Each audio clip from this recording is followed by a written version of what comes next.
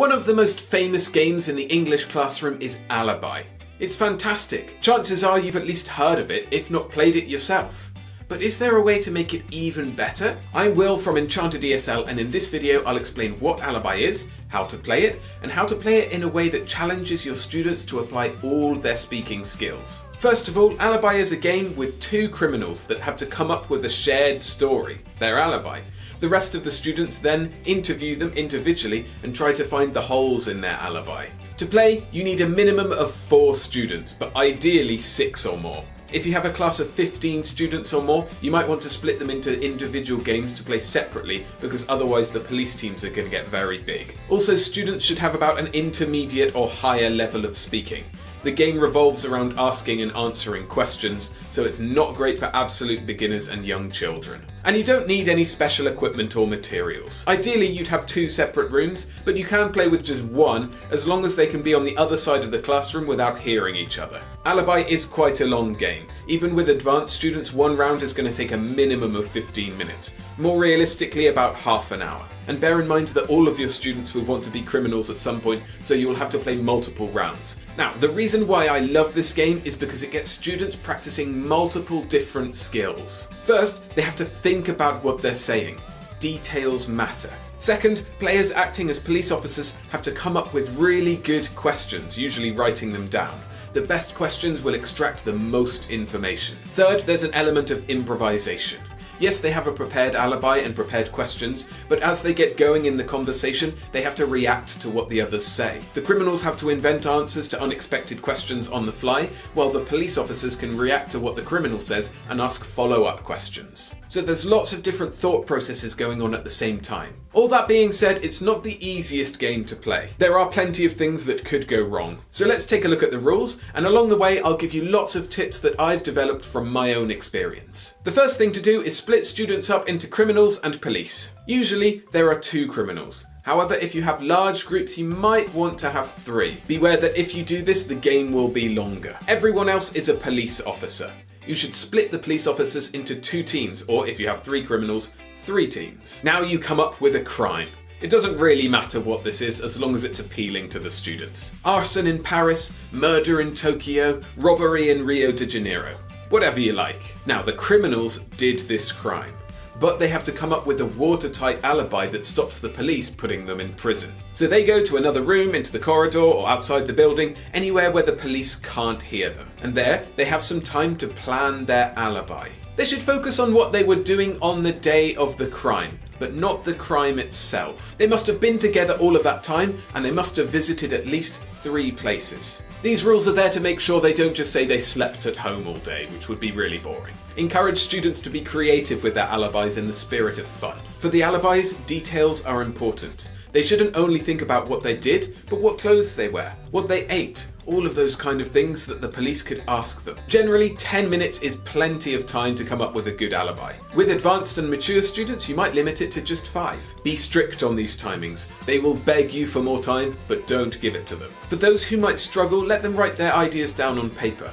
And if they're really having problems, they could take that paper into the police interviews with them later. Only do this if absolutely necessary. The whole point of the game is them trying to remember the alibi and not get caught out. If they're needing a lot of support, the game might be too advanced for them. And while they're planning their alibi, the police teams are coming up with lots of questions. They should focus these questions on what the criminals were doing on the day of the crime, not the crime itself. So things like where they went, what they did, what clothes they were wearing, what they ate. Now there are 2 things that students sometimes do when they're in police teams that you don't really want them to do. Some come up with a list of very specific and rigid questions, like what were you doing at 10:30? What were you doing at 11:15? What were you doing at 11 o'clock? Etc. Or they ask very generic questions that the criminals can easily answer, like what did you do? Or where did you go? They need a mixture of general questions, like what did you do in the morning, and more specific targeted ones like how much did your food cost? Or how did you travel? If police teams have more than 2 members, get them to assign each student a question so everybody takes part in asking. Be careful with larger groups because often there's 1 or 2 students that dominate proceedings. That's why when you've got a large group you might want to split them into separate games just so everybody has the chance to take part. Alternatively, have 3 police teams which are all a little bit smaller.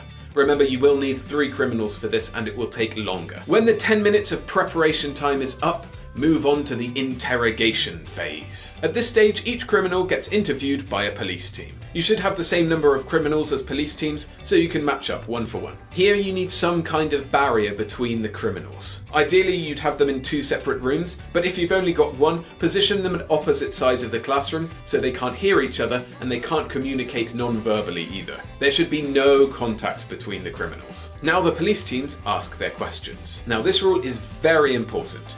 Criminals must answer the questions and they must do so promptly. They're not allowed to stall for time. On the other hand, some students, when they're criminals, get very excited and just say all of their alibi at once. This is not a very good idea either. Instead, encourage them to simply answer the question they're asked as quickly as possible and say nothing more. And if they don't have a prepared answer to the question the police asked them, well, then they're in a little bit of trouble. They have to make something up and hope their partner criminal says the same thing. Another tip for the police teams is to not worry about going off script. Yes, they've prepared good questions, but sometimes it's better to follow up on something the criminal says and explore that rather than moving on. I've had some groups just ask all of the questions one after the other until they're all finished and they haven't learned much information.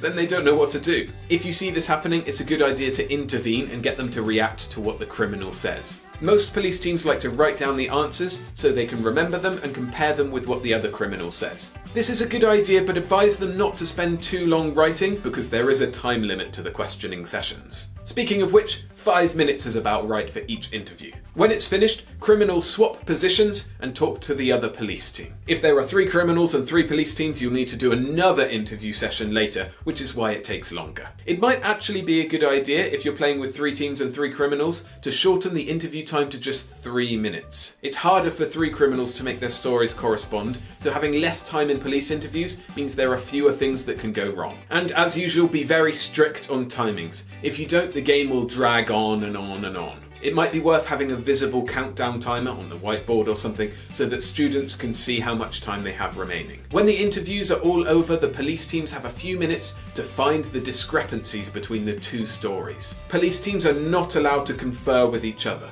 Each team is independent. To lock the criminals up, they must find 3 differences in what the criminals said, and they must be able to explain what those differences are. As a teacher, you have to use a bit of judgment here. Try to be fair, reward the police teams for doing good work, but also favour the criminals if there's no real clear difference. If a police team finds 3 differences, they lock up the criminals and win. If they don't, then the criminals go off scot-free and they win. As you can tell, this is a great game for practicing speaking. But each class plays it a little differently, and there are a few things that can trip you up. So let's go through a few rules variations that you might want to apply depending on your specific group. First, if criminals always get caught and find it really difficult, increase the number of differences the police need to find to 4 or even 5. On the flip side, if the criminals always win, reduce it to just 2. Second, if you have police teams that bombard the criminals with loads of questions and are really on it, consider giving the criminals just 1 short minute in between the interviews to discuss something very quickly. A third fun thing you can do is modify the requirements for the alibi. Visiting 3 different places is a good option for a general game, but if you want to focus on a particular topic, you can build the alibi around that. For example, a crime took place near a restaurant. The criminals have to come up with an alibi about what they were doing in the restaurant in the hour preceding. This will focus everything on the food they ate, the drinks, the interactions with the waiters, how much they spent, all of those kind of things about going to the restaurant. Also, coming up with these different scenarios keeps things fresh, so you can play the game over and over again without it getting boring. In this video, I've used a lot of my own experience and creativity to make the game as useful as possible for you. If you think it's been valuable, please hit the like button to support the channel. Thank you. And for another brilliant speaking game, check out Spyfall. I think it might be the best speaking game out there, and you can find out how to play in this video here. But for now, I've been Will from Enchanted ESL, wishing you all the joy and success in your teaching. See ya!